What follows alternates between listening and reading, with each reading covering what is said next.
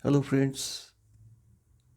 Today we are going to talk about force majeure, another interesting concept from the world of commercial contracting.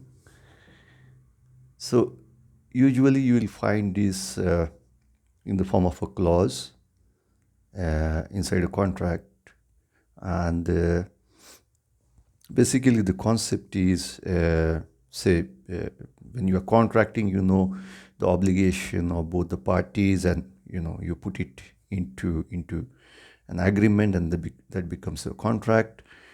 um, but what if there are some events happening which are beyond the control of the parties, right? So this is what basically force majeure provides for. So sometimes people do think it is same as a concept called act of God.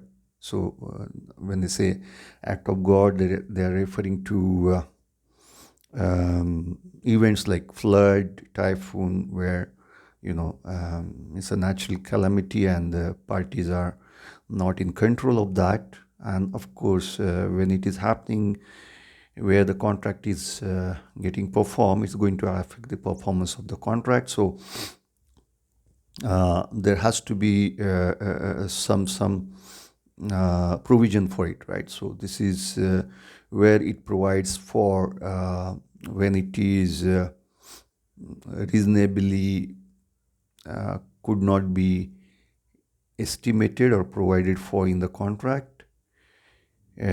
also which is little bit beyond the control of the parties, and which of course impacts the contract itself. So not something remote, but actually impacting the contract. So this is where the clause operates, right? So, and usually what it will provide for is basically kind of a suspension for the period for which the performance of the contract is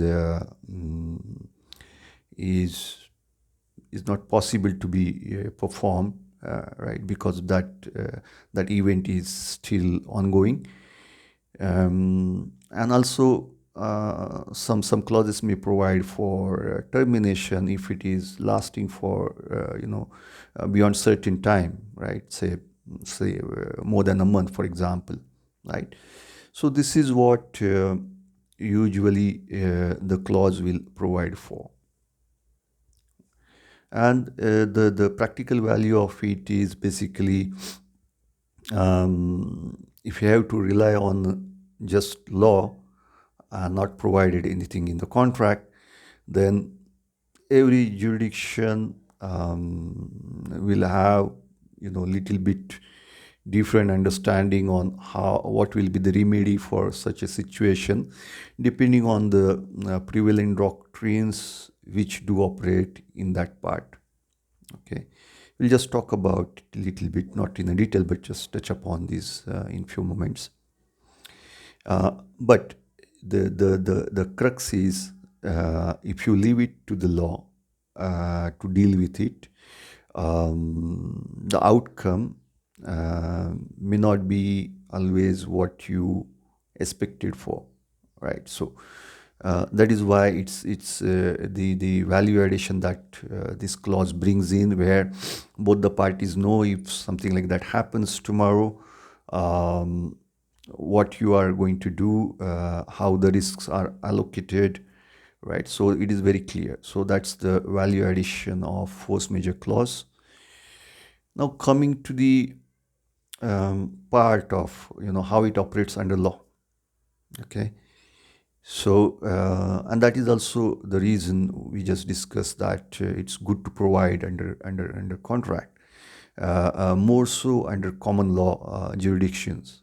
Okay, um, the reason being, in common law, the doctrines which operate, which are relatable or closer to the concept of force majeure are basically doctrine of frustration of contract, and hardship, right? So these doctrines or principles are little bit, I mean, say they are similar ones, but they offer remedies which have got a quite tough standard of meeting it, right?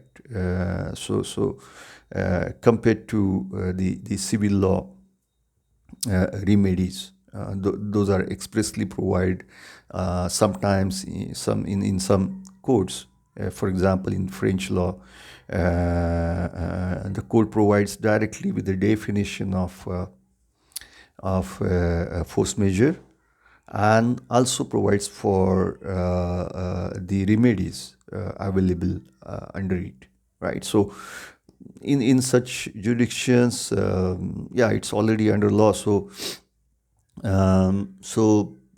yeah, the no greater difficulty in providing remedies in such places, but most of the times, you have international transactions when you are operating in the organization or commercial world, nowadays more so, because so much globalization is happening and you're connected, you're not dealing locally, right? So you're most of times you're dealing internationally. So with that in background, you will be having the jurisdictions defined under contract, which may not always necessarily be France, right? So it's good to take care to have the clause itself in the contract.